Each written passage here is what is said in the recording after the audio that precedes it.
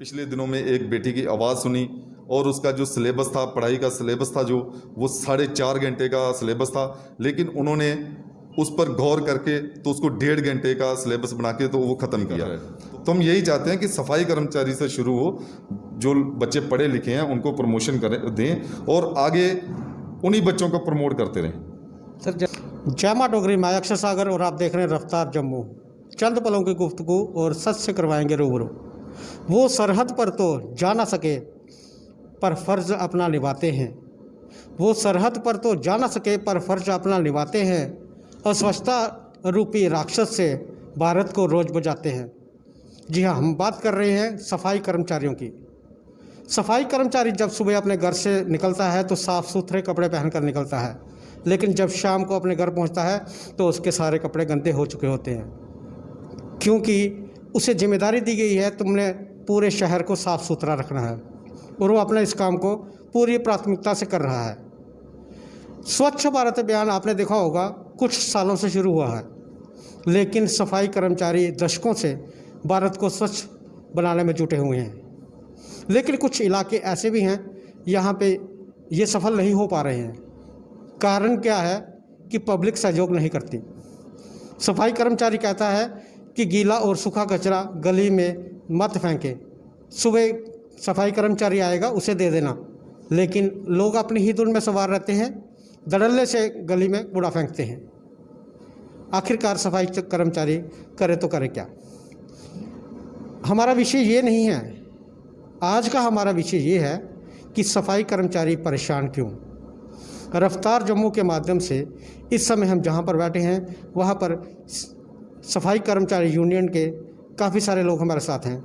रिंकू गिल जी जो प्रेसिडेंट है वो हमारे साथ हैं, मंगा मट्टू जी भी हमारे साथ हैं। मंगा मट्टू जी, पहला सवाल आपसे, 28 विभाग के जो डेली वेजेस हैं काफ़ी देर से जद्दोजहद कर रहे हैं कि गवर्नमेंट उन्हें पक्का कर दे। कुछ लोगों ने, आपने देखा होगा कि डेली वेजेस ने हताश होकर आत्महत्या तक कर ली। स्वाभाविक है, जब घर का खर्चा चलाना मुश्किल हो जाए, पैसे की किल्लत आनी शुरू हो जाए तो हर कोई मौत के आगे घुटने टेक देता है।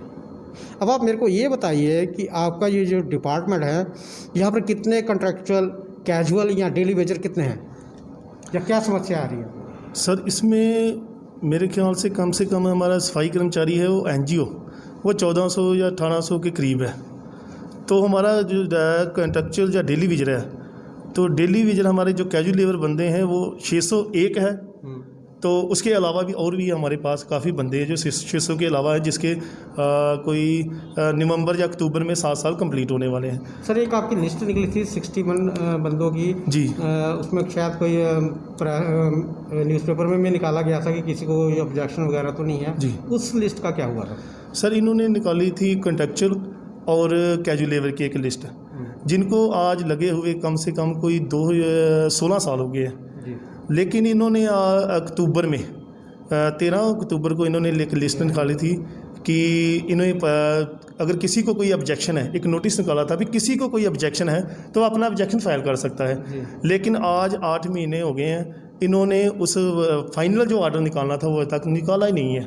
मैं आपके चैनल के द्वारा ये कहना चाहता हूँ, और क्योंकि मैं ये कहना चाहता हूँ कि उससे पहले जो हमारे सफाई कर्मचारी हैं, जो हमारे ड्राइवर भाई हैं, इन्होंने बड़ी जद्दोजहद की है और बड़ी मुश्किल से हमने, हमारी यूनियन ने, हमारे भाइयों ने जहाँ तक पहुँचे, एक लिस्ट निकाली 61 बंदों की, लेकिन आज तक फाइनल ऑर्डर नहीं दीजिए निकाला। मैं सोचता हूँ कि ये बड़ी एक शर्म की बात है, क्योंकि इसमें से हमारे बंदे लगे थे 2005 में जो ड्राइवर थे वो 40 ड्राइवर लगे थे, जिनमें से 32 आप जानते कि जैसे आप पहले बोल रहे थे, मुझे बड़ा अच्छा लगा कि आपने बोला कि जैसे योद्धा हैं। एक योद्धा वो हैं हमारे सैनिक जो बॉर्डर की रखवाली करते हैं, दूसरा हमारे सफाई कर्मचारी, ड्राइवर या जितने भी हमारे जेएमसी के मुलाजिम हैं, ये भी एक योद्धा है जो अपने देश की स्वस्थ रखने के लिए, जम्मू कश्मीर को साफ़ सुथरा रखने के लिए अपने घर से सुबह निकलते हैं। लोगों के, जब लोग घूमने के लिए, सैर करने के लिए अपने घर से बाहर निकले हैं, उनके आने से पहले सारी गंदगी को उठाते हैं, उसी गंदगी को उठाकर जो अपने घरों में परिवार के बीच में लेके चले जाते हैं। मैं कह रहा था कि जो बंदे लगे थे 40, जिसमें से 8 की डेथ हो गई है, तो अभी 32 ही बचे हैं। इस लिस्ट निकलने से पहले हमारा एक भाई था जगवीर सिंह जी, उसकी डेथ होगी कुछ 4 दिन पहले, इस लिस्ट आउट होने से पहले ही निकल गई लिस्ट, उसकी डेथ होगी। लेकिन आज तक उनके घर, उनके परिवार, उसकी एक बेटी है, 2 बेटे हैं छोटे छोटे, उन्हें आज तक गवर्नमेंट ने कुछ नहीं दिया। हम चाहते हैं कि कम से कम उसने हमारे भाई ने 16 साल दिए डिपार्टमेंट को, लेकिन डिपार्टमेंट ने उनके साथ क्या किया, उन्हें आज तक कुछ नहीं दिया। हमारी ये गुजारिश है कि जल्द से जल्द जो इन्होंने लिस्ट निकाली है उन बंदों को परमानेंट किया जाए। अब बात करेंगे रिंकू गिल जी से। रिंकू गिल जी, आपने देखा कि कोरोना महामारी की पहली लहर आई, तब भी सफाई कर्मचारी फ्रंट लाइन वॉरियर की तरह आगे रहे। दूसरी लहर आई, तब भी फ्रंट लाइन वॉरियर्स की तरह आगे रहे। हालांकि देखने में ये आया कि पहली जो लहर आई थी उसमें जम्मू में मृत्यु का आंकड़ा कम था, इस बार ज़्यादा रहा। सफाई कर्मचारी जब अपने इलाके में जाते हैं तो अभी शायद सुना है कि उन्हें किट्स वगैरह मिली हैं, लेकिन उससे पहले अगर किसी घर में कोरोना कोई पेशेंट है लेकिन सफाई कर्मचारी परहेज़ नहीं करता था, उसके घर में अंदर चला जाता था। तो अब कहने का मतलब ये है कि इसी चीज़ को मद्देनज़र रखते हुए हमारे एलजी साहब मनोज सिन्हा जी ने एक इंसेंटिव पैकेज निकाला सफाई कर्मचारियों के लिए, शायद 3 महीने के लिए 5-5 हज़ार रुपये एक्स्ट्रा। तो क्या वो सभी सफाई कर्मचारियों के लिए या कोई एक लिमिटेड कर्मचारी जिनको मिल रहा है? सबसे पहले तो मैं आपके मीडिया का धन्यवाद करता हूं, जो कि हमेशा हमारी आवाज़ को बुलंद करते हैं। तो बात करें, अगर जो एलजी साहब ने एक ऑर्डर निकाला हुआ है कि 5,000 रुपया सफाई कर्मचारियों को या डॉक्टर को या नर्स को दिया जाएगा, लेकिन बात ये है कि अगर बात करें हम जम्मू से मैंने काफ़ी चैनलों के माध्यम से यही कहा है कि जम्मू के लोगों से हमेशा भेदभाव होता आया है। जैसे कि अभी हमें अपने एलजी साहब से बहुत उम्मीदें हैं, तो हमारी उम्मीदें जो हैं उन पर टिकी हुई हैं। तो आज जो ऑर्डर हुआ है वो सिर्फ हुआ है मेडिकल स्टाफ के लिए। अगर सफाई कर्मचारी जो मेडिकल स्टाफ है उन्हीं को उन्होंने दिया है 5,000 रुपया सैलरी के साथ, जो 2 महीने का या 3 महीने का जितना भी पैकेज उन्होंने रखा हुआ है। हम चाहते हैं कि सफाई कर्मचारी जो है वो जम्मू म्यूनसिपल कॉरपोरेशन का जो सफाई कर्मचारी है या अर्बन लोकल बॉडी का है या जो भी सफाई कर्मचारी का काम कर रहे हैं, आज देखिए जी, अगर हॉस्पिटल की बात करें तो हॉस्पिटल में जो डॉक्टर हैं उन्होंने जो पीपी किट डाला होता है, ग्लव्स डाले होते हैं, जो इंजेक्शन लगाते हैं, वो सारे का सारा वो आता है बाहर। उसके बाद में वो जितना भी होता है वो म्यूनसिपल कॉरपोरेशन के ही मुलाजिम जो सफाई कर्मचारी होते हैं या ड्राइवर भाई होते हैं वही गाड़ी में उसको शिफ्ट करके तो लेके जाते हैं। दूसरी बात कहेंगे कि अगर हॉस्पिटल की बात करें, हॉस्पिटल में वही पेशेंट जाएगा जिसका कि लोगों को पता चलेगा ये कोरोना वायरल है, कोरोना का पेशेंट है, उसी को लेकर जाएंगे। लेकिन आज गवर्नमेंट ने एक ऑर्डर किया हुआ है कि ठीक है, जो भी बंदा पेशेंट होगा वो अपने घर में ही बैठकर तो 15 दिन के लिए अपने आप को क्वारंटीन करेगा या वो अपने घर में बैठकर अपना ट्रीटमेंट करेगा। आज म्यूनसिपल कॉरपोरेशन का एक जो सफाई कर्मचारी है, चाहे वो ऑटो के साथ लगा है, चाहे वो सफाई कर्मचारी झाड़ू का काम कर रहा है, लेकिन उसको ये पता नहीं होता कि इस घर में जो है कोरोना पेशेंट है या नहीं। वो घर का कचरा भी वही उठा रहा है। तो इसलिए मैं तो अपनी ओर से और अपनी टीम की ओर से यही कहूँगा, एलजी साहब को रिक्वेस्ट करूँगा कि सफाई कर्मचारी का जो भी काम कर रहा है, चाहे वो किसी भी डिपार्टमेंट में है, उन सबको ये पैकेज मिलना चाहिए, ताकि सफाई कर्मचारी को होता क्या है सर, देखिए सैलरी मिल रही है, सारा कुछ मिल रहा है, एक हौसला बसाई होता है कि ठीक है, अगर उनको दिया है तो सभी को दे। तो हमें खुशी है कि आज अगर मेडिकल को मिला है तो कल को हमें भी ये मिलेगा। सर, आपका हमने देखा एक मुद्दा और है जिसमें आप कह रहे हैं कि समान स्तर पर डीपीसी और सीनियरिटी लिस्ट बनाई जाए। इस बारे में थोड़ा हमारे दर्शकों को विस्तार से बताएं सर। देखिए सर, अगर डीपीसी की बात करें तो हमने हमेशा, चाहे प्रोटेस्ट की हो चाहे स्ट्राइक की हो, हमने हमेशा यही मुद्दा रखा है कि अगर डीपीसी करनी है तो पूरे ऑल कैटर की होनी चाहिए, जो कि सफाई कर्मचारी से लेके ऊपर तक। तो पहले इनके पास एक इशू आ जाता था कि 370 हैं जो सफाई कर्मचारी हैं, उनके पास स्टेट सब्जेक्ट नहीं है, वो स्टेट सब्जेक्ट होल्डर नहीं है। तो आज ये भी नहीं है कि सभी के पास नहीं है, कई हमारे सफाई कर्मचारी भाई बहन हैं जो कि ऑलरेडी जिनके पास स्टेट सब्जेक्ट हैं, लेकिन कुछ सफाई कर्मचारी जो हमारे हैं जो कि जब यहाँ पर स्ट्राइक हुई थी, मैं आज आपके चैनल के माध्यम से बताना चाहूँगा कि यहाँ पर स्ट्राइक हुई थी, तो तब इन्होंने पंजाब से जो सफाई कर्मचारी थे उनको बुलाया गया था, जो कि 200 तो कुछ फैमिलियाँ थी, लेकिन आज वो फैमिलियों की बात करें तो वो हज़ारों की तादाद में हो चुकी हैं। तो आज उनके बच्चे जो हैं वो भी यहीं पे हैं। तो ये सारी बातों को लेकर तो हो सकता है सफाई कर्मचारी को जो प्रमोशन थी वो नहीं दी जाती थी, लेकिन आज के माहौल में अगर यूटी लागू हो चुकी है, 370 धारा टूट चुकी है, तो हम तो यही चाहेंगे कि डीपीसी अब जब भी करें तो ग्राउंड फ्लोर से करें। जो कि हमारे सफाई कर्मचारी भाई बहन हैं जो पढ़े लिखे हैं, तो कम से कम उनको सीनियरिटी दें। जैसे कि मान के चलो पहला उनका ग्रेड है सुपरवाइज़र का, तो सुपरवाइज़र उनको, क्योंकि इंचार्ज इन्होंने बनाए हुए हैं, इंचार्ज का काम सभी सफाई कर्मचारी जो प्रमोट करके इन्होंने इंचार्ज का बनाया हुआ है, लेकिन जो ग्रेड है, जो सैलरी है, सैलरी उनकी सफाई कर्मचारी की है। तो देखिए सर, एक तो जो सफाई कर्मचारी है अपना काम छोड़कर, क्योंकि अगर ये डायरेक्ट सुपरवाइज़र लगाते हैं तो उसका ग्रेड भी ऊंचा होगा, लेकिन सफाई कर्मचारी अपना काम जो है बहुत अच्छे तरीके से कर रहा है। जैसे कि आज अगर उनको इंचार्ज सुपरवाइज़र का भी काम दिया हुआ है, वो भी कर रहा है। तो हम यही चाहते हैं कि सफाई कर्मचारी से शुरू हो, जो बच्चे पढ़े लिखे हैं उनको प्रमोशन करें, दें और आगे उन्हीं बच्चों को प्रमोट करते रहें। सर, जैसे आपने कहा कि धारा 370 टूट गई, 35 तोड़ दिया, हम सब लोगों ने इस चीज़ का स्वागत किया था कि चलो जम्मू कश्मीर एक यूटी बन गई है। जम्मू कश्मीर यूटी बन गई, नए नए कानून भी आ रहे हैं, लागू भी हो रहे हैं, हम लोग उनका स्वागत भी कर रहे हैं, लेकिन जो सैलरी का इशू है वो अभी तक सॉल्व क्यों नहीं हो पा रहा है? हर डिपार्टमेंट में ये समस्या है। देखिए सर, बात फिर वहीं पर आती है कि यूटी इन्होंने आज 2 साल हो गए हैं कि जम्मू कश्मीर को यूटी में तब्दील किया हो, लेकिन अभी तक हम ये नहीं कह रहे हैं कि सिर्फ म्युनिसिपल कॉरपोरेशन को, हम ये कहते हैं कि अदर जितने भी डिपार्टमेंट हैं, स्टेट के जितने भी डिपार्टमेंट हैं, उनको यूटी की जो सैलरी है 18,000 रुपया या 12,000, जितना भी मिनिमम उनका बनता है, वो उनको जल्द से जल्द प्रोवाइड करनी चाहिए। क्योंकि ऐसे तो लगता है कि यूटी का ना तो लोगों को फ़ायदा है, तो ना ही मुलाजमों को फ़ायदा है। तो साथ एक मैं आपके चैनल के माध्यम से एक और बात बताऊंगा आपको कि जम्मू के साथ, जैसे मैंने पहले भी कहा कि जम्मू के साथ भेदभाव होता आ रहा है। सर, आज यहाँ आपने देखा होगा कि पिछले दिनों में 7 दिन जो एनजीओ सफाई कर्मचारी लगे हुए हैं वो बेचारे सड़कों पर उतरे, 7 दिन वो स्ट्राइक पर रहे, एक सिर्फ सैलरी की वजह से। तो सैलरी की बात तो छोड़िए, उन्होंने एक डिमांड रखी थी कि हमें जो यूटी की सैलरी है वो दी जाए, लेकिन आज जम्मू के साथ भेदभाव इसलिए हो रहा है क्योंकि अगर श्रीनगर की बात करें, पहले स्टेट एक थी, अब अगर यूटी में इन्होंने तब्दील किया हुआ है फिर भी स्टेट एक ही है। लेकिन कश्मीर की बात करें अगर, जम्मू की और कश्मीर की, अब कश्मीर में एनजीओ पर एक आदमी भी जो है वो एनजीओ पर नहीं काम कर रहा है, लेकिन यहाँ पर देखा जाए तो 2005 से इन्होंने जो एनजीओ सिस्टम है वो ठप्पा लगाया हुआ है म्युनिसिपल कॉरपोरेशन पर।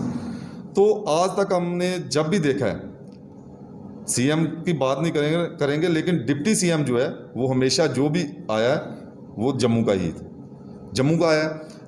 अगर जम्मू का डिप्टी सीएम हो तो जम्मू में ही 2005 से एनजीओ सिस्टम स्टार्ट हुआ हो, तो ये तो बड़े दुख से कहना पड़ता है कि जम्मू के साथ ही क्यों भेदभाव होता है। सर, एक चीज़ और देखने वाली है कि जम्मू स्मार्ट सिटी बन रहा है, हर तरफ आप देख रहे हैं वॉल पेंटिंग हो रही है, वर्टिकल गार्डन्स बन रहे हैं, काफ़ी साफ़ सफाई हो रही है, इसमें कोई दो राय नहीं है कि इसमें आपका योगदान नहीं है, भरपूर आप लोग योगदान कर रहे हैं। काम ज़्यादा है, सफाई कर्मचारी कम है।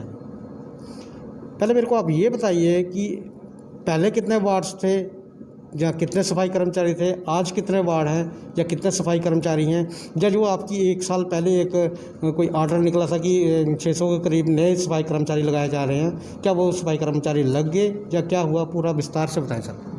देखिए सर, बात करें अगर वार्डों की, हमारे पास जब म्यूनसिपाल्टी थी, अब तो कॉरपोरेशन बन गई, जब म्यूनसिपाल्टी थी तब वार्डें थी 32, वार्डें थी 32, तो जो परमानेंट पोस्ट थी हमारे पास वो थी 1056। आज वार्डें हो गई हैं 75 को अगर एबीसी करेंगे हम तो वार्डें बन जाती है 100+। 100 से ऊपर चली जाती है। लेकिन अगर परमानेंट की बात करें, परमानेंट हमारे पास वही 1056 है। तो अब जैसे कि आपने कहा कि 600 आदमी जो आपको मिला था वो लगा या नहीं लगा, सर इससे पहले जो 2014 में हमारे पास जब योरा साहब हमारे मिनिस्टर थे तो तब हमें 600 आदमी एक मिला था 2014 में। वो आज 7 साल कवर करने पर आ रहा है। जब ताराचंद जी थे तब 200 आदमी मिला था। 200 आदमी जो मिला था, अभी हमारे कमिश्नर थे पंकज साहब जी, तो उनके टाइम पर उन्होंने 7 साल कवर किए थे। लेकिन उसी 1056 में से इनके पास पोस्टें थी 139, और 139 पोस्टों पर 200 आदमी परमानेंट नहीं कर सकते थे, इसलिए इन्होंने 139 किए। उसके बाद में इन्होंने 10 और किए। जब रिटायर हुए लोग, फिर इन्होंने 11 लोग और किए। तो मैं ये कह रहा हूँ जो लगने हैं वो तो बाद की बात है, लेकिन जो लगे हुए हैं 600 आदमी अब हमारा जो है वो अक्टूबर में 6 साल कवर कर लेगा। अगर इनके पास वही 1056 पोस्टें हैं तो मैं तो यही कहूँगा कि कल को अगर आज सफाई सैनिक बोला जा रहा है, जहाँ सफाई कोरोना योद्धा बोला जा रहा है, तो अक्टूबर के बाद में मेरे को लगता है कि अगर रीऑर्गेनाइजेशन जो मुद्दा हमारा है काफ़ी देर से चल रहा है, अगर वो पूरा नहीं होता है तो मजबूरन ये म्यूनसिपल कॉरपोरेशन का एक जो मुलाजिम है वो सड़कों पर उतरेगा। क्योंकि जैसे कि पीएचई के लोग आज सर कमी कहाँ पर आ रही है, क्यों मतलब देरी क्यों लग रही है सर? सर देखिए, हमने जो अपनी आवाज़ अपनी बुलंद रखी है।